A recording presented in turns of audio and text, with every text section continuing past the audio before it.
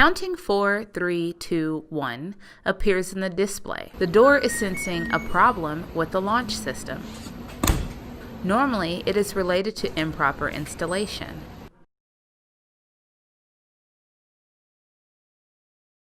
Check the mounting brackets. Top mount brackets can be improperly installed. Large gaps between the sink and the front panel. The top part of the dishwasher can be lifted from improper installation. Adjust the front legs. To reduce the gaps, turn the front legs clockwise. If this doesn't work after adjusting the front legs, please adjust the back legs.